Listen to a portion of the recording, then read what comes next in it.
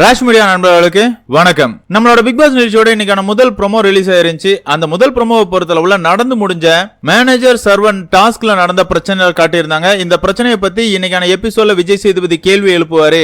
இந்த டப்பா அருணோட ஆட்டத்துக்கு ஒரு முற்றுப்புள்ளி வைப்பாரு அப்படிங்கிற மாதிரி நம்ம பல எதிர்பார்ப்புகளோட காத்துக்கிட்டு இருக்கோம். அதே நேரத்தில் இந்த வாரம் யார் வெளியேற போறாங்க அப்படிங்கிற எதிர்பார்ப்பு நம்ம எல்லாருக்குள்ளயுமே இருக்குது. அதுக்கு காரணம் வேற ஒண்ணுமே கிடையாது.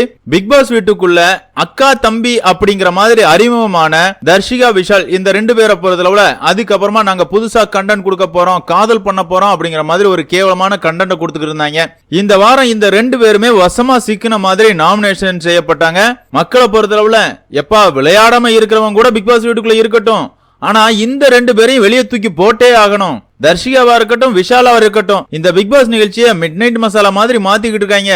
ரெண்டு பேரையும் ஒரே வாரத்துல வெளியே தூக்கி போடணும் அப்படிங்கிற மாதிரி மிச்சரா இருக்கிற சத்யாவை கூட 5வது இடத்துல வச்சிருந்தாங்க. அந்த அளவு ஓட்டிங்ல மக்கள் பல சுவாரஸ்யங்களை கொண்டு வந்திருந்தாங்க. அப்படி இருக்கும்போது இந்த வாரம் விஷால் தர்ஷிகா இந்த காதல் ஜோடி ஒன்னா வெளியே போகும் அப்படின்னு எதிர்பார்த்துக்கிட்டு இருக்கும்போது இந்த வாரம் எவிக்ஷன்ல ஒரு மாற்றத்தை கொண்டு வந்திருக்காங்க. சத்யா தான் முதல் எவிக்ஷன் அப்படிங்கிறது இப்போதைக்கு வந்திருக்கிற செய்தியா இருக்குது.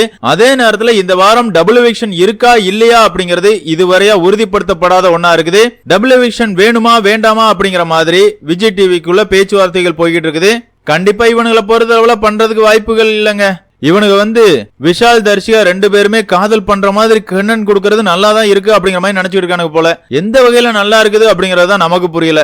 8 வருஷமா ஒருத்தனை தம்பியா நினைச்சுக்கிட்டு இருப்பாங்களாம். அதுக்கப்புறமா அந்த தம்பியை பார்க்கும்போது ஃபீலிங்ஸ் பீறிக்கிட்டு வருமா. என்ன கருமண்டா இதெல்லாம் அப்படிங்கிற மாதிரி தான் தர்ஷிகா பேசும்போது நமக்கு செம காண்டாகும். என்னதான் இருந்தாலும் மக்களை கடுப்பேத்தி பாக்குறது விஜய் டிவிக்கு ஒன்னும் புதுசு கிடையாது. அந்த வகையில இந்த வாரமும் மக்களோட ஓட்டுக்கு மதிப்பு கொடுக்காம சத்யாவை வெளியே அனுப்பியிருக்கானுங்க.